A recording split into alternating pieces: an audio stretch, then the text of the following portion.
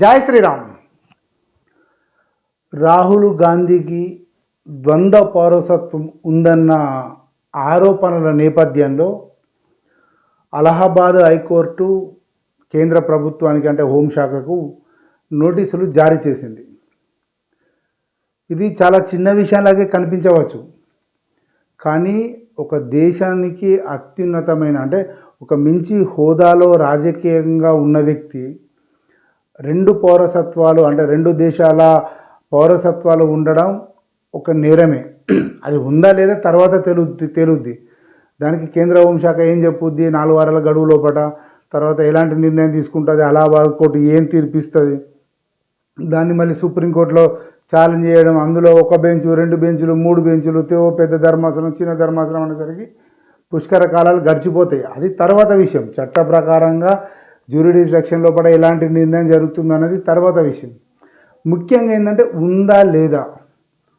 ఇప్పటివరకే ఎన్నో కేసుల్లో బెయిల్ మీద ఉన్న రాహుల్ గాంధీకి ఇది పెద్ద విషయమేం కాదు, కానీ అలా ఉండడం మటుకు స్వతహాగా భారతదేశానికి మోసం చేస్తున్నట్టుగానే లెక్క. అతనికి ఒకటే పౌరసత్వం ఉండి ఈ దేశ పౌరుడై ఉండి ప్రపంచంలోకి ఏ దేశంలో కూడా పౌరసత్వం లేకపోతే అతను ఆ స్థాయిలో లేకపోతే పట్టించుకునే వారు ఎవరు లేరు. కానీ ఒక స్థాయిలో ఉన్న రాజకీయంగా ఒక స్థాయిలో ఉన్న వ్యక్తి అలా చేయడం కొంత ఇబ్బంది అన్న వాతావరణం మటుకు వస్తున్నది.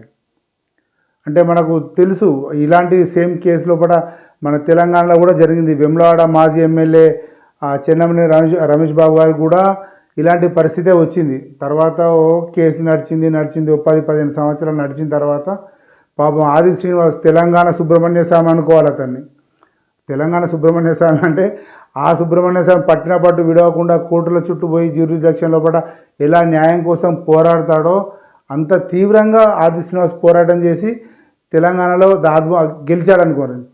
ఇప్పుడు కర్ణాటకకు చెందిన శశిర్ అంటే ఎవరు, ఆ శశిర్ అనే ఒక కార్యకర్త, బీజేపీ కార్యకర్త రాహుల్ గాంధీ మీద ఆ ఈమెయిల్స్ ఉన్నాయి ఇలాంటి రహస్య సంభాషణలు ఉన్నాయని చెప్పని అలహాబాద్ కోర్టులో వేయడం, దానికి నోటీసులు ఇవ్వడం, ఇదంతా చూస్తే ఏంటంటే గజిబిజిగా ఉంది.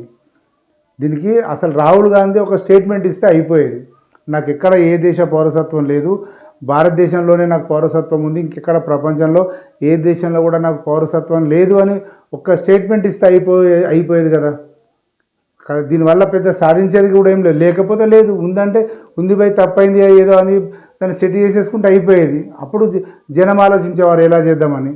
కానీ కొంత ఇబ్బందికరమైన పరిస్థితి రాహుల్ గాంధీకి ఉందని మాత్రం ఖచ్చితంగా చాలామంది చెబుతున్నారు. చూద్దాం ఇక నిర్ణయాలు ఎలా జరుగుతాయో. జై శ్రీరామ్.